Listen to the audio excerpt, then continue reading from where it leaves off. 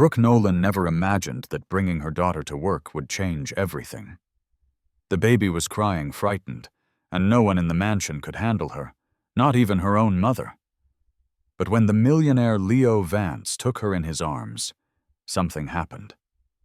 The crying stopped instantly, and looking at her tiny hand, he froze, because what that baby was holding, no one there could explain. Our stories travel far. Where are you watching from today? Share with us in the comments. The baby's crying was making everyone in the mansion desperate. For more than 20 minutes, little Luna had been screaming non-stop, and no one could calm her down. Brooke, the housekeeper, who had started working in the immense house just 3 days ago, held her daughter in her arms as she walked back and forth down the main hallway. Her hands were trembling, her face red with shame and exhaustion. The other staff members exchanged uncomfortable glances. One of the older maids whispered something in another's ear, discreetly pointing at Brooke. The baby kept crying, and the sound pierced every corner of the gigantic New York mansion, climbing the marble stairs and invading the second-floor bedrooms. Brooke tried everything. She offered water in a small bottle. She dangled a teddy bear in front of the girl's face. She hummed a tune her grandmother used to sing to her as a child. Nothing worked.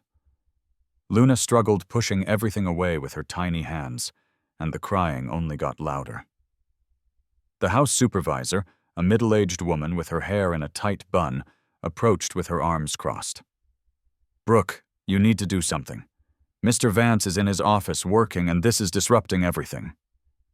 "I'm trying, Martha," Brooke answered, her voice faltering. "She's never done this before. I don't know what's wrong." "Then take her outside. Go to the garden. Go anywhere, but you can't have this noise in here." Brooke nodded, holding Luna tighter, trying not to let the tears fall. But before she could take a step toward the door, they heard heavy footsteps coming down the stairs. Leo Vance appeared at the top of the staircase, tall, broad-shouldered, wearing a white dress shirt with the sleeves rolled up to his elbows. His face was tense, his dark eyes fixed on the scene below. Everyone stopped. A heavy silence filled the room, except for the baby's cries. "What's going on here?" Leo asked, descending the steps, slowly, never taking his eyes off Brooke. Martha stepped forward, clearing her throat. "Mr. Vance, I apologize for the disturbance. The new employee brought her daughter today because her sitter got sick. We're handling the situation." Leo stopped on the last step, observing the scene. His eyes moved from Brooke to the baby, who continued to struggle. He said nothing for a few seconds, just stood there motionless, with an expression no one could decipher. "Have you tried everything?" he asked in a firm but not aggressive voice. "Yes, sir," Martha replied quickly. "Water toys, everything. The child won't calm down." Leo took a deep breath, stepped off the last stair, and walked toward Brooke. She instinctively backed away, clutching Luna to her chest. "Let me try," he said, holding out his arms. Brooke froze. Her wide eyes met his. She didn't know what to do. This was the owner of the house, the most powerful man she had ever met. And he was asking to hold her daughter. I don't know if... I just want to try to make her stop crying." Leo cut in, keeping his arms outstretched. "Give her to me." With trembling hands, Brooke handed over the baby. The moment Leo took her in his arms, settling the small body against his chest, something extraordinary happened. The crying ceased immediately, as if someone had flipped a switch. Luna stopped struggling. Her tiny hands grasped Leo's shirt, and she rested her head on his shoulder, sobbing softly, but no longer crying. Everyone was stunned. Martha's eyes widened. The other staff members exchanged looks of astonishment. Brooke brought a hand to her mouth, unable to believe what she was seeing. Leo looked down at the child in his arms, confused. And that's when he saw it. Hanging from Luna's neck on a thin, worn string was a small old silver medal with marks of time. The baby was clutching the medal between her tiny fingers, squeezing it as if it were the most precious thing in the world. Leo felt the air leave his lungs. He knew that medal. His fingers moved without him realizing it, lightly touching the object. He turned the medal over, trying to confirm what his eyes were seeing. And when he found the initials engraved on the worn metal, he felt the floor disappear beneath him. RS. It couldn't be. It made no sense. But there it was, right in front of him, hanging from this child's neck. Leo raised his eyes, staring at Brooke. She was pale. Her lips parted. Her eyes teary. It seemed she knew, too. It seemed she understood the weight of that moment. He couldn't speak, just stood there in the middle of the hall holding this strange baby, who was now sleeping peacefully in his arms, while the world around them seemed to have stopped completely. Leo stood there for a few more seconds, staring at the medal on Luna's neck. His mind was racing, but his body felt heavy, unable to move. He knew he had to give the baby back, leave, return to his office, but his arms wouldn't obey. It was Martha who broke the silence. "Mr. Vance, would you like me to take the baby?" He blinked, as if waking from a trance, looked at the supervisor, then at Brooke, who remained motionless, her eyes fixed on him. "No," he said, his voice coming out huskier than he intended. "It's all right." She stopped crying. Carefully, Leo handed the baby back to Brooke. She took Luna in her arms, murmuring a thank you. "Thank you, sir. I'm sorry for the trouble." Leo didn't answer, just took a step back, ready to go up the stairs and back to work. But as he began to walk away, something unexpected happened. Luna opened her eyes, turned her little head toward him, and started to whimper again, stretching out her small arms, wanting to go back. Brooke tried to calm her, rocking her gently, making soft sounds, but the baby wouldn't stop. She stretched her whole body, arching her back, her little eyes fixed on Leo, who was already several feet away.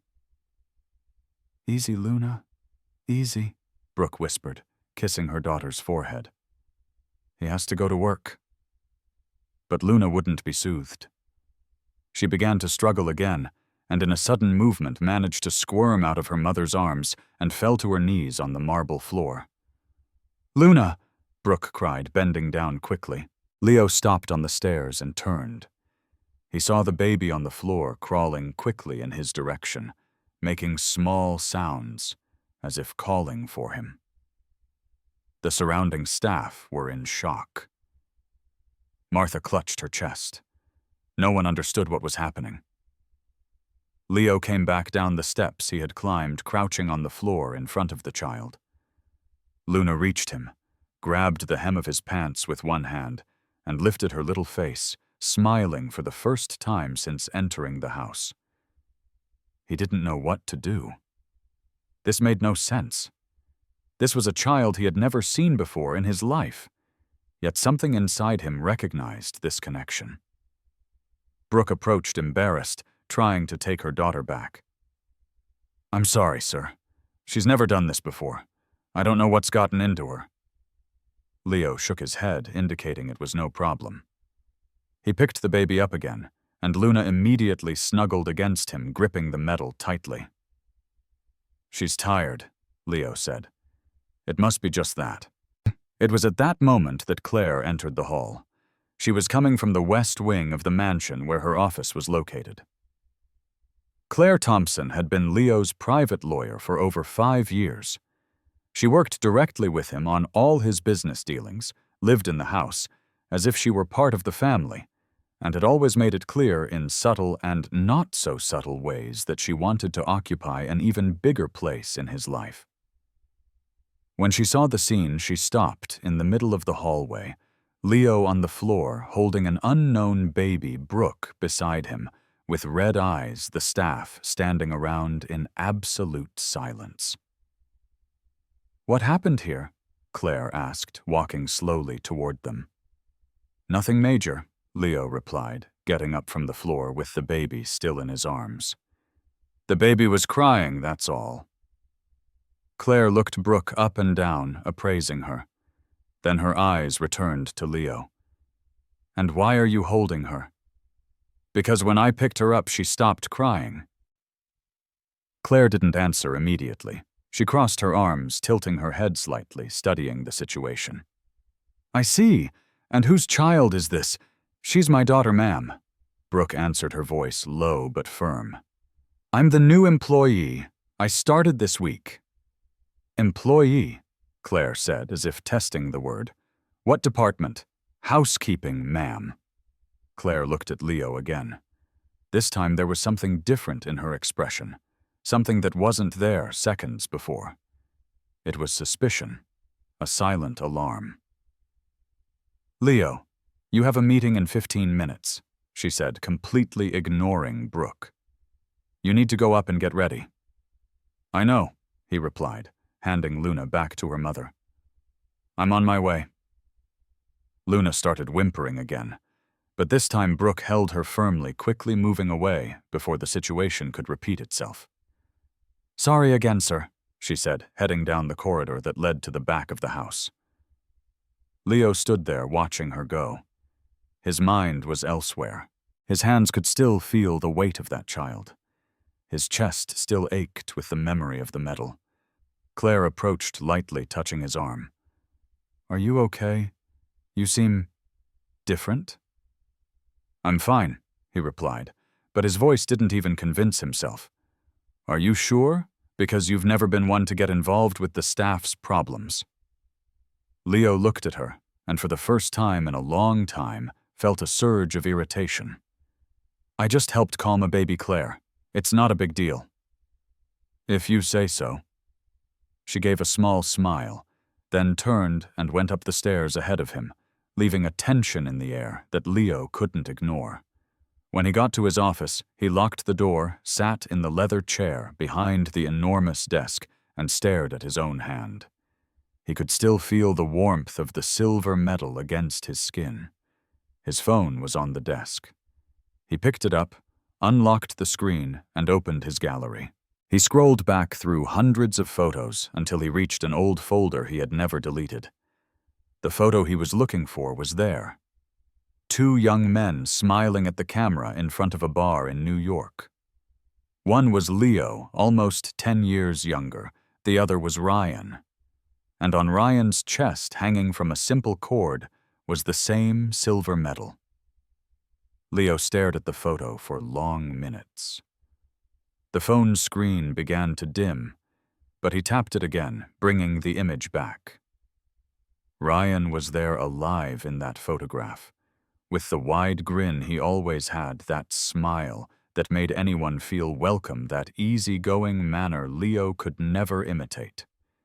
He zoomed in with his fingers, focusing on the medal. It was exactly the same. There was no way it was just similar. It was the same one. A knock on the office door jolted Leo from his thoughts. He quickly locked his phone, tossing the device onto the desk. Come in, he said, straightening his posture in the chair. Claire opened the door, holding a folder of documents. The contracts for the 3 o'clock meeting, she announced, placing the papers on his desk. I've reviewed everything. It's ready for your signature. Thanks. She didn't leave. She stood there in front of the desk, arms crossed, watching him. You're acting strange, she said bluntly.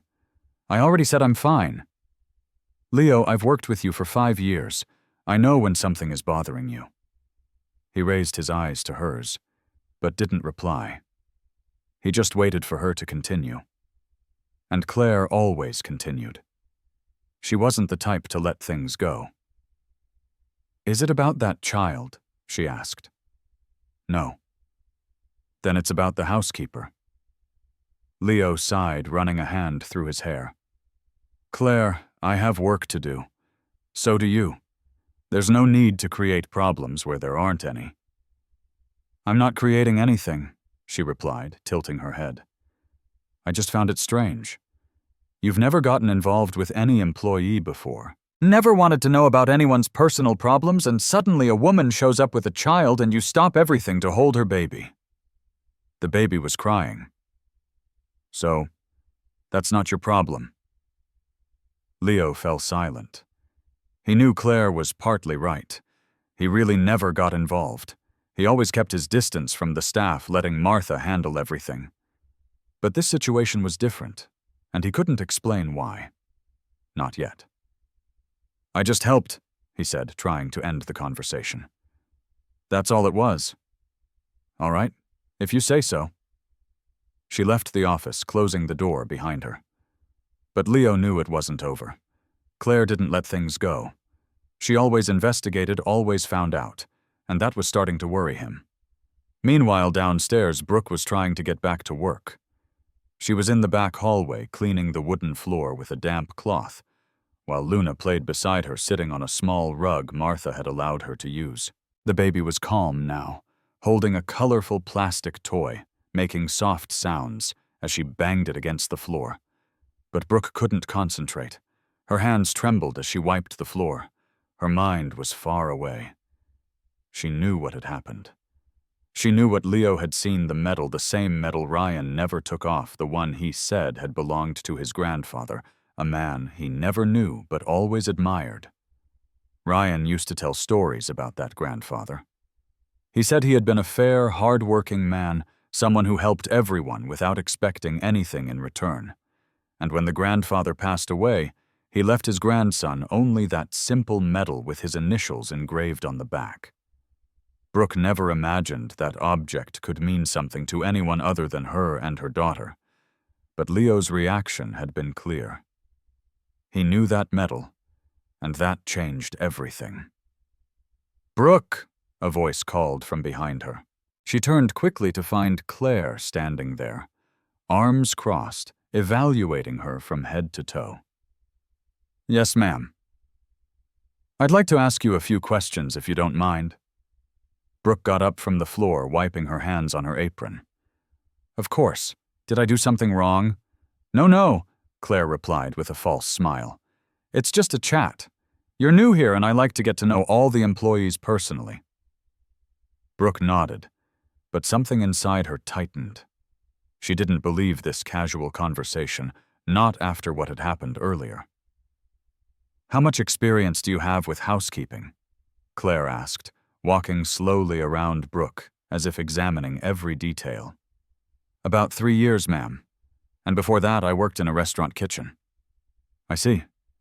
And the child is her father in her life?" The question caught Brooke off guard. She opened her mouth, but her voice didn't come out immediately. "No, ma'am," she replied, her voice softer now. "Luna's father passed away before she was born." So Claire stopped walking. She turned to face Brooke, studying her every reaction. "How sad. How did he pass away?" "An accident." "What kind of accident?" Brooke's heart began to race. She didn't want to talk about this. Not with this woman. Not here. It was a car accident, ma'am. It happened almost 2 years ago." Claire was silent for a few seconds, then nodded slowly. "I see. And that medal the baby wears, whose was it?" Brooke's world stopped. Brooke felt the floor tremble beneath her feet. Claire's question hung in the air, heavy, loaded with intent. She knew that any answer she gave now could change everything, but lying wasn't an option either. "It was her father's," Brooke replied, her voice firm, despite the fear growing inside her. Claire crossed her arms. "And he gave it to you before he passed?" "No. He never knew I was expecting a child. I found out after he was already gone." "So how did you get the medal?" Brooke took a deep breath. She wasn't going to tell this woman the whole story, not the way it really happened. Not about the difficult days after losing Ryan. Not about how she cried alone when she discovered she was pregnant. Not about how she took that medal from among the few things he had left behind, just so her daughter would have something of her father. "His mother gave it to me." Brooke lied by half. "She knew I was pregnant and wanted the baby to have something of his." Claire watched her for a few more seconds, as if measuring the truth in her words. Then, without another word, she turned and walked back down the hallway, leaving Brooke alone with her heart pounding. As soon as Claire was out of sight, Brooke bent down and picked Luna up, holding her daughter tightly against her chest. Her hands were shaking. Meanwhile, in the mansion's administrative office, Claire was already sitting in front of the computer, accessing the human resources files. She typed in Brooke's name and opened her registration form. Brooke Nolan, 28 years old, native of New York, address in a modest neighborhood in Queens, references from previous jobs in restaurants and private homes. Nothing special, nothing that stood out. But Claire wasn't looking for anything special. She was looking for connections, for something that explained Leo's reaction, for something that justified the look he had when he saw the medal on the child's neck. She jotted down Brooke's address on a piece of paper, then picked up her phone and made a call. "Hello, Rick. It's me. I need you to do a discreet background check for me. It's about an employee who started working here this week." On the other end of the line, Rick, a private investigator Claire had used a few times for delicate matters, agreed without asking questions. "Send me the details." Claire passed on all the information she had about Brooke, full name, address, age, places she had worked, and asked him to investigate everything: background debts, relationships, criminal history, anything that could be useful. When she hung up, she stared at the computer screen for a few more seconds. Her instincts were screaming that something was wrong here. And Claire always trusted her instincts. It was getting dark when Martha called Brooke into the administrative office. "Brooke, I need to register your daughter's name in the house's internal records," she explained, sitting behind a small desk piled with papers. "It's protocol. Anyone who enters here frequently needs to be registered." "Of course, Martha, no problem." Child's full name: Luna Nolan. Martha typed the information into the computer, then looked up at Brooke. "Luna is a beautiful name, different." "Thank you. It was the name her father always said he wanted to give a daughter if he ever had one. And he never got to meet her." Brooke shook her head, her eyes starting to sting. "No, he was gone before I found out I was expecting." Martha made a sympathetic expression. "I'm so sorry, dear. It must be very hard raising a child alone." "It is, but I manage. I do everything for Luna." Martha finished filling out the form and dismissed Brooke. That night, long after all the employees had gone home, Leo was still in his office. The lamplight faintly illuminated the room. He was sitting in the leather armchair, looking out the enormous window at the illuminated New York City skyline. In his hand, he held his phone. On the screen was the photo of Ryan. He zoomed in again, focusing on the medal. Then he closed his eyes, trying to remember all the details. Ryan always wore that thing. Always. He said it was the only real inheritance he had ever received, that it was worth more than any material possession. And now that same medal was on the neck of a child, the daughter of a housekeeper he had never seen before, a child named Luna. Leo opened his eyes and typed the name into his phone. Luna. He didn't know why he did it, but something inside him told him it was important that the name meant something. And when the search result appeared on the screen, he felt his chest tighten. Luna. Origin Latin, meaning light illumination. Ryan had always said that if he had a daughter, he would name her Luna because he wanted her to be the light of his life, the hope he never had as a child. Leo locked his phone, closed his eyes, took a deep breath. This child wasn't just the daughter of some random employee. This child was Ryan's daughter. Leo couldn't sleep that night. He stayed up late, sitting on the edge of the bed, his head in his hands. His mind wouldn't stop. The memories came in waves, one after another, bringing back things he had tried to bury for years. Ryan. He closed his eyes and saw his friend's face, his easygoing manner, the way he talked, The wide smile that never faded, even on the tough days, the loyalty. He had the kind of loyalty you only find once in a lifetime, if you're lucky. They met in college. Leo was the serious, focused student always at the top of the class. Ryan was the opposite, a mess, always late, but with a huge heart. And for some reason they became friends. Real friends, the kind you call in the middle of the night when your life is falling apart. Leo remembered one specific night. They were in a simple bar in downtown New York. Ryan had just lost his job.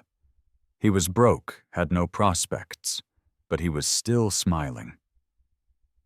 "You're crazy, Ryan," Leo had said, taking a sip of beer.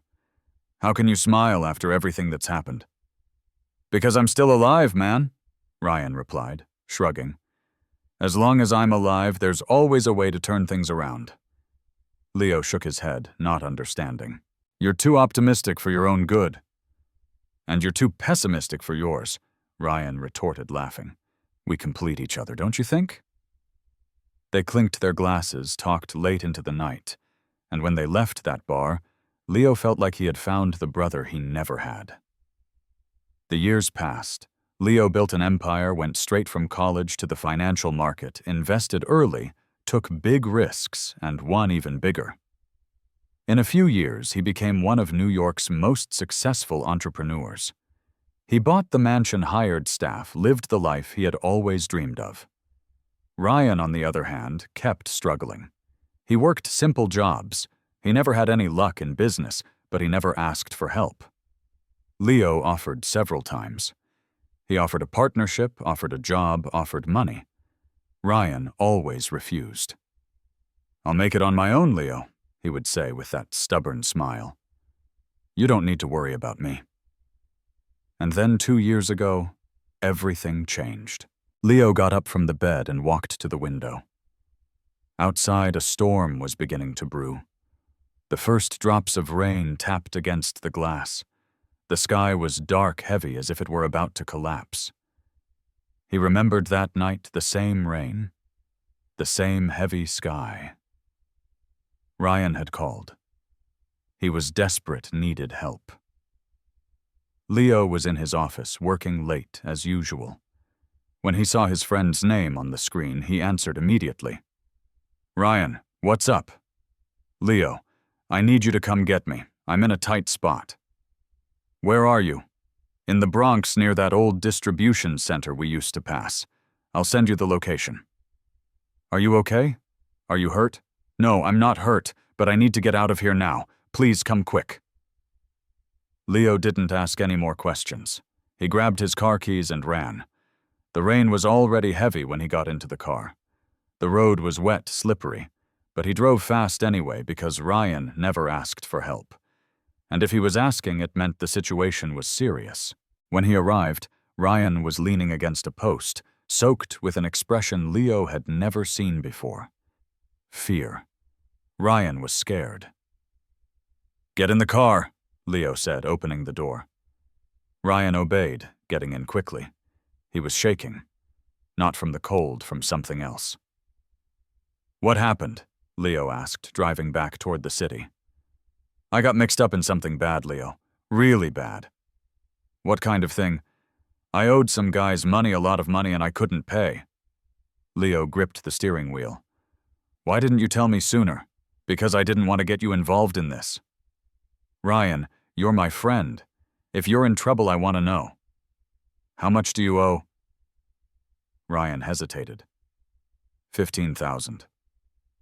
Leo took a deep breath. $15,000. To him it was nothing, but to Ryan, it was everything. "I'll pay it." "No, Leo, you're not." "I'm paying it, Ryan, and you're going to accept it this time. Understood?" Ryan was silent, then nodded, his voice cracking. "Thanks, man." They kept driving through the rain, and then out of nowhere a truck came at them from the opposite direction. It was out of control, crossing into their lane. Leo saw it tried to swerve, but there wasn't enough time. The impact was violent. Leo remembered waking up in the hospital. He had a broken arm, bruised ribs, but he was alive. Ryan wasn't. He had been hit on the right side of the car where he was sitting. The impact was direct fatal. The doctor said he didn't suffer, that it was quick. But that didn't change anything. Ryan was gone, and Leo could never forgive himself for it. If he hadn't gone to get his friend, if he had driven slower, if he had seen the truck sooner, so many ifs, so many unanswered questions. The rain now beat hard against the bedroom window. Leo rested his forehead on the cold glass, closing his eyes. The tears came without him noticing, and in the midst of that pain, he thought of the baby Luna. He knew he needed to talk to Brooke, knew he needed to find out the whole truth, but at the same time, he was afraid. Afraid of hearing what his heart already knew, confirmed that this child was the last connection he had to the friend he lost, and that now, somehow, he had a responsibility to care for her, because that's what Ryan would have done for him. The next morning, Leo came down for breakfast earlier than usual. Martha was setting the table when he appeared with dark circles under his eyes and a weary expression she rarely saw on her employer. "Good morning, Mr. Vance," she greeted, surprised. "Would you like me to prepare something special?" "No, thank you. The usual coffee is fine, but I need to speak with Brooke. Has she arrived yet?" Martha hesitated, adjusting the plates on the table. "Yes, sir. She arrived about 20 minutes ago. She's on the second floor cleaning the guest rooms." "Could you ask her to come down? I need to talk to her." "Now, sir. Now." Then Martha nodded and quickly went upstairs. Leo was left alone in the dining room, looking out the huge window at the internal garden. The sky was still overcast after last night's storm. The wet leaves glistened with the first rays of sun that managed to break through the clouds. A few minutes later, Brooke came down the stairs, holding Luna in her arms. The baby was awake, playing with a cloth toy, completely oblivious to the tension filling the room.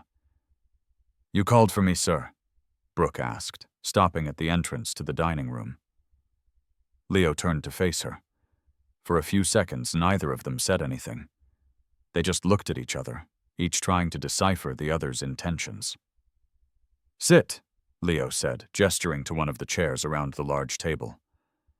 Brooke obeyed, settling Luna on her lap. Her hands were shaking, but she tried to hide it. She knew this moment would come. She knew he would ask questions. She just didn't expect it to be so soon. Leo sat in the chair opposite her, rested his elbows on the table, and clasped his hands carefully, choosing his next words. "I need to ask you a question," he began, his voice low but firm. "And I need you to be honest with me." Brooke swallowed hard, nodding. "That medal your daughter wears," he continued, pointing discreetly to Luna's neck. "Where did it come from?" Brooke felt the air catch in her throat. She knew this question was coming, but hearing it out loud was different from imagining it. "It belonged to Luna's father," she answered, her voice weaker than she would have liked. "And who was he?" Brooke closed her eyes for a second, taking a deep breath. When she opened them again, tears were starting to form. "His name was Ryan. Ryan Stevens." Leo felt the floor disappear. Even though he had been expecting that answer, hearing the name spoken aloud was painful. "Ryan," he repeated. "Yes," Brooke confirmed, her voice breaking. "He was my boyfriend. We had been together for almost 2 years when he passed away." Leo fell silent. His hands were trembling slightly. He rested them on the table, trying to maintain control. "How did you meet him?" he asked. "I worked at a restaurant he always went to. We started talking. He was special, different from anyone I had ever known." "He was," Leo murmured. Brooke looked up, surprised. "You knew Ryan?" Leo nodded slowly. "He was my best friend." Brooke was speechless. She didn't know Ryan had a rich friend. He never talked about it, never mentioned anything about Leo or the life he had before he met her. "I didn't know," she murmured. "He never told me." "That was Ryan. He didn't like to mix things. He always wanted to live on his own terms without depending on anyone." Brooke nodded, the tears now falling freely. He was proud, but in a good way. He was the best person I've ever known. Leo took a deep breath, trying to control his own emotions that threatened to overflow. "And the medal?" he asked, returning to the subject. "Why did you put it on her?" "Because it was the only thing left of him," Brooke explained, stroking Luna's little head. "When he passed away, I had almost nothing. A few photos, some clothes, and this medal. He always said it had belonged to his grandfather, that it was the most important thing he owned. So I put it on Luna so she would know she had a father, so she would carry a piece of him with her." Leo felt the tears burn in his eyes. He pressed his lips together, fighting to keep control. "Did he know you were pregnant?" he asked, already knowing the answer. Brooke shook her head. "No. I found out 2 weeks after the accident. I was going to tell him. I had even bought a gift, a little box with a baby shoe inside, but I ran out of time." Leo closed his eyes. The pain in his chest was almost unbearable. "He would have been an amazing father," Brooke continued, her voice breaking. "He always talked about having kids. He said he wanted to give them everything he didn't have as a child. Love, attention, presence. He would have loved Luna more than anything." "I know," Leo said, opening his eyes again. "I know he would have." They sat there in silence, each lost in their own memories. Luna oblivious to everything played with the medal, swinging the small object back and forth. It was Leo who broke the silence. "You can continue working here," he said, his voice firm but gentle. "And your daughter can stay with you. I'll talk to Martha about arranging a suitable space for her." Brooke looked up, surprised. "Really? Really? You don't have to worry about it." "Thank you, sir. Thank you so much." Leo nodded. Then he stood up, about to leave the room, but stopped and turned back. "Brooke?" "Yes, sir. He was my brother, not by blood but by soul, and I should have been in his place in that car. It was supposed to be me who didn't come back from that accident." Brooke was in shock, not knowing what to say. "So I'm going to do what he would have done for me," Leo continued. "I'm going to take care of you and your daughter, not out of pity but out of honor." And with that, he left the room, leaving Brooke alone with tears falling and a heavy heart. Claire was in her office when she got the call from Rick, the investigator. She answered on the first ring, anxious for information. "So, did you find anything?" "I did," Rick replied from the other end of the line. "Brooke Nolan, 28 years old. No criminal record, no significant debt. She's worked several jobs over the past few years, always simple stuff, cleaning kitchen work, that sort of thing." "And about the child's father?" "That's where it gets interesting. His name was Ryan Stevens, died 2 years ago in a car accident in the northern part of the city. He was in the vehicle with another person who survived." Claire leaned forward in her chair, paying full attention. "Who was the other person?" "I couldn't confirm yet. The accident report is a bit confusing, but I'll keep digging." "Keep digging, and send me everything you have on this Ryan, where he lived, where he worked, who his friends were, everything." "You got it." Claire hung up the phone and stared at the screen for a few seconds. Her instincts were screaming that there was a connection between Ryan and Leo. His reaction to seeing the medal hadn't been normal, and now with the confirmation that the child's father had died in a car accident, the pieces were starting to fit together. She needed to act fast before Leo did something that would compromise everything she had built alongside him over the past years. Claire stood up, adjusted her immaculate blazer, and left her office. She walked through the mansion's corridors until she found Martha organizing the laundry room. "Martha, can I have a word with you?" "Of course, Ms. Thompson. What do you need?" "It's about Brooke. I'd like to know more about her. How has her work been?" Martha hesitated, not quite understanding the sudden interest. "She's a good employee, ma'am. Hardworking, polite, no trouble." "And the child, does she disrupt the work?" "Sometimes, but Brooke always finds a way. She brings some toys, puts the girl on a mat while she cleans. It hasn't been much of a problem." Claire nodded, but her expression showed no satisfaction. "I see. And do you know if Mr. Vance spoke with her today?" Martha grew even more confused. "He did, yes. He asked me to call her down earlier. They were talking in the dining room." "About what?" "That I don't know, ma'am. They were alone." Claire pressed her lips together. This confirmed her suspicions. Leo was getting involved, and she couldn't let that continue. "Thank you, Martha. You can get back to your work." Claire returned to her office and locked the door. She picked up her phone and made another call, this time to a different number. "Hello, Dr. Hendricks. It's Claire." "Yes, I'm well. Listen, I need a favor. Do you know any lawyers who specialize in child custody? It's a delicate situation that might arise soon." "Yes, that could work. Thank you." She wrote down the name the lawyer gave her and stored the paper in a locked drawer. Then she sat down and began to compose an email to Leo, disguising her intentions with professional language. "Leo, we need to discuss some house procedures. I've noticed a change in the staff's routine. I'd like to align this with you before it becomes an administrative issue. Can we talk later today?"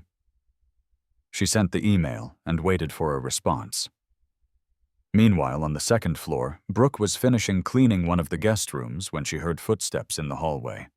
She turned and saw Claire standing in the doorway, arms crossed, watching her. "Can I ask you a question?" Claire said, not waiting for permission to enter. "Of course, ma'am." "Why did you choose to work here?" Brooke stopped what she was doing, holding the cleaning cloth in her hands. "Because I needed a job, ma'am. And Martha recommended me." "Did you know who owned this house before you came to work here?" Brooke's heart began to race. She knew where this conversation was heading. "No, ma'am. I only learned the boss's name on the first day." "And when you found out, didn't it seem strange to you?" "Strange how, ma'am?" Claire took a step into the room. "Strange that the owner of the house has the same name as the man who was in the car with your daughter's father when he died." Brooke felt the floor give way. Her face went white. Her hands started to shake. I didn't know that," she managed to say, her voice faint. "You didn't know," Claire repeated with a mocking tone. "Or were you waiting for the right moment to use that information? No, I swear I didn't know." "How convenient." Brooke felt tears burn in her eyes. "I'm not lying. I came to work here because I need to support my daughter. That's it." Claire was silent for a few seconds, assessing her. Then she turned her back and walked to the door. "Just a warning," she said without looking back. "If you're planning something, you'll regret it. I protect what's mine, and Leo is mine."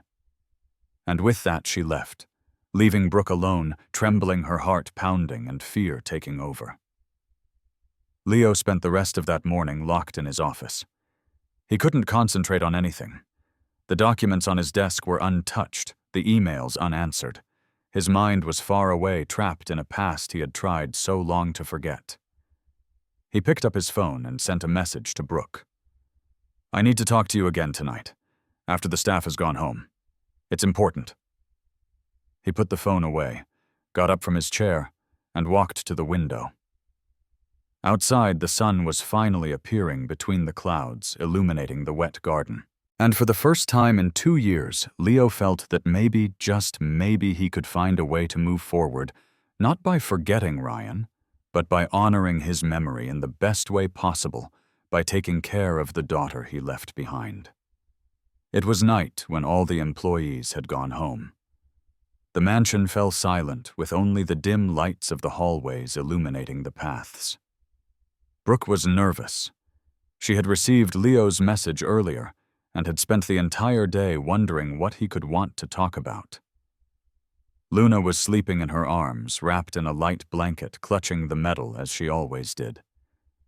Brooke looked at her daughter, stroking her fine hair, trying to find strength for what was to come. When there was a knock on the door of the small room Martha had provided for her at the back of the mansion, Brooke got up, gently placed Luna in her makeshift crib, and went to answer. Leo was standing there with a serious but not angry expression. He looked tired. His eyes were swollen as if he had been crying. "Can we talk?" he asked in a low voice. "Of course. Do you want to come in?" "No, let's go to the office. It's more private there." Brooke agreed, carefully picking Luna up so as not to wake her, and followed Leo through the corridors to the main office. The room was enormous, with floor-to-ceiling bookshelves, a dark wooden desk that seemed to weigh a ton, and comfortable leather armchairs. Leo closed the door behind them and motioned for Brooke to sit in one of the armchairs. She obeyed, adjusting Luna in her arms, who continued to sleep soundly. He sat in the other armchair, resting his elbows on his knees, clasping his hands as if in prayer. "I need to tell you something," he began, "and I need you to listen until the end." Brooke nodded, feeling her heart race. Leo took a deep breath and started. "Ryan was my best friend since college. We met over 10 years ago. He was like a brother to me, the only person who truly understood me, who was with me through the best and worst of times." Brooke listened in silence, her eyes beginning to well up. "When I started making money, I offered to help him countless times," Leo continued. "I offered partnerships jobs, money, but he never accepted. He said he wanted to make it on his own, that he didn't need favors from anyone." "He was like that," Brooke murmured, her voice faltering. "Proud, but in a good way." Leo nodded. "2 years ago, he called me for help. He said he was in trouble, that he owed money to dangerous people. I didn't think twice. I grabbed my car and went to get him. It was raining hard that night. The road was dangerous, but I drove fast anyway because he never asked for help.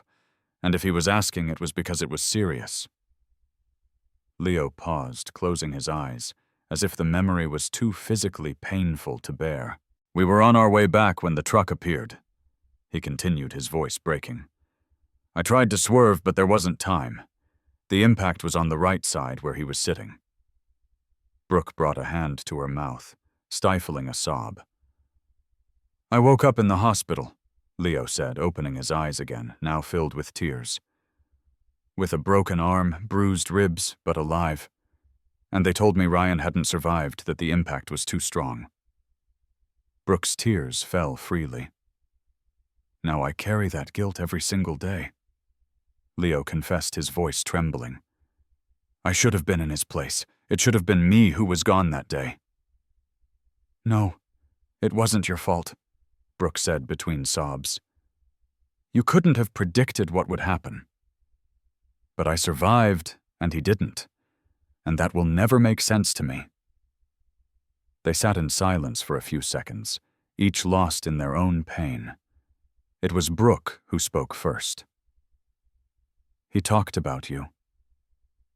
Leo looked up, surprised. "He did?" "He did. He never said your name, but he mentioned a friend who had made it in life, who was smart, hard-working, successful. He was proud of you." Leo felt his chest tighten even more. "He said you were an example," Brooke continued. "That he could never be like you, but he was happy to have someone like you around." "Ryan didn't need to be like me," Leo said, his voice cracking. "He was better than me in every way that mattered." Brooke nodded, wiping the tears from her face. Leo stood up, walked to the desk, and opened a drawer. He took out an envelope and returned to Brooke.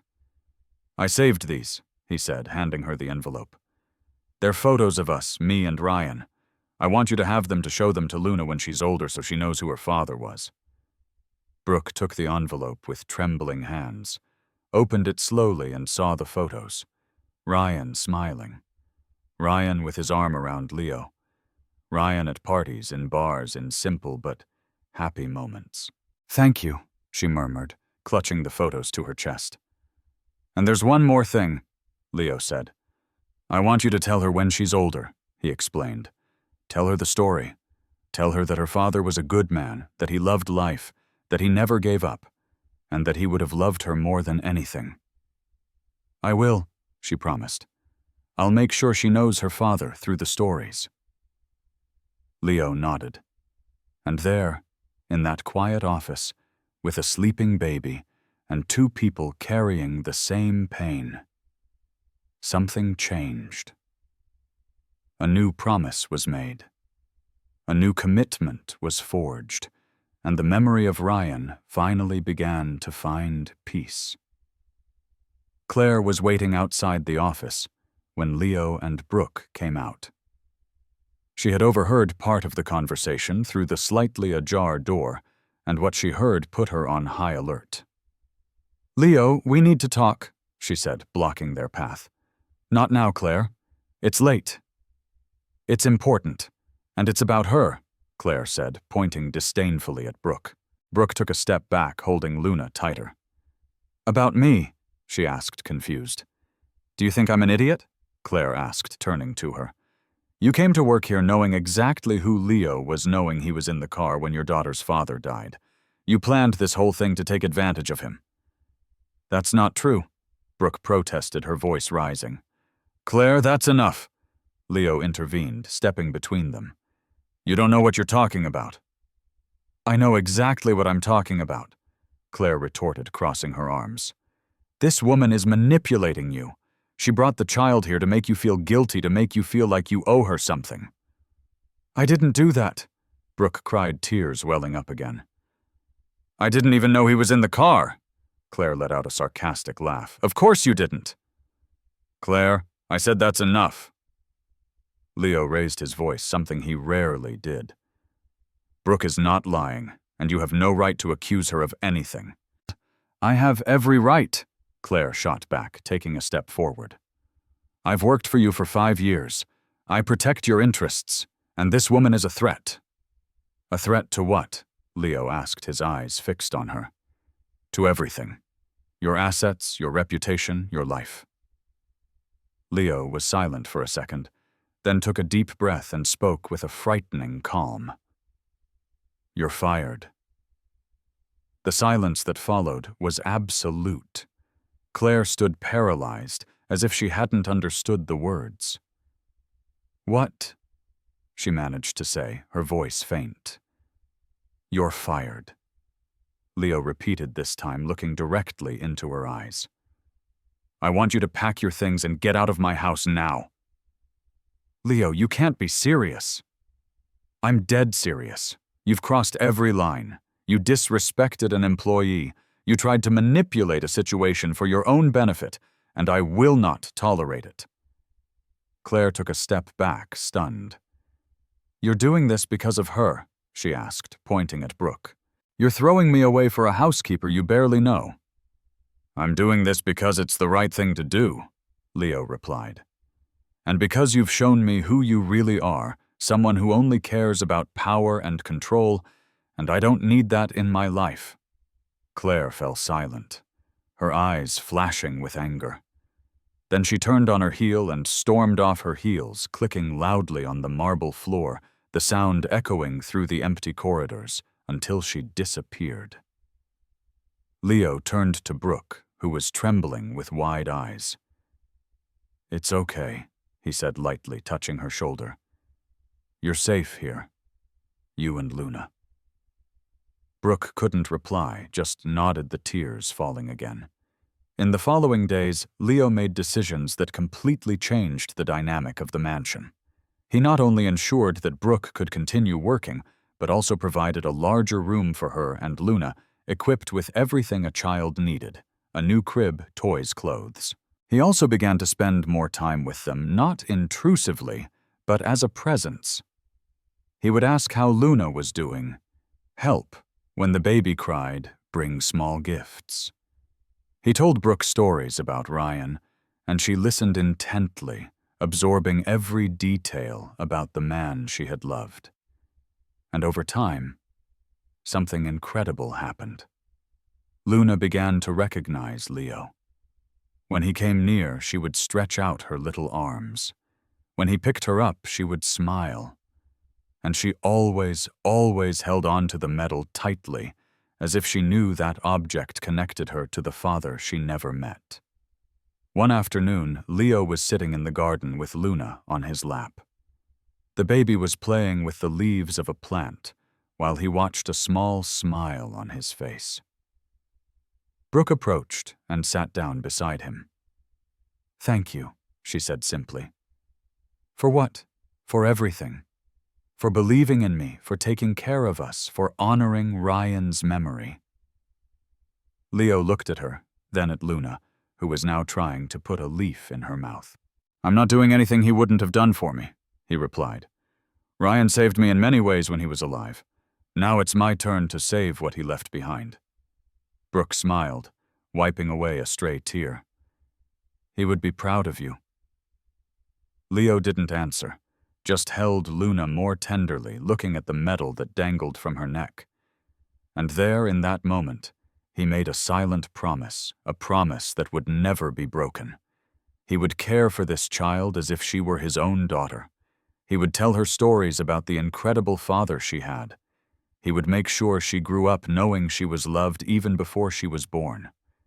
And he would honor Ryan's memory every single day, through every smile, every achievement, every happy moment Luna had, because that's what a brother does, not of blood, but of soul. That's what true love required. And Leo was ready to give all of it, not out of obligation, not out of guilt, but out of honor, out of gratitude, and out of love for the friend who gave his life so that he could go on living. Ryan was gone, but his legacy lived on. And Leo would ensure that this legacy would never be forgotten. So what did you think of the story?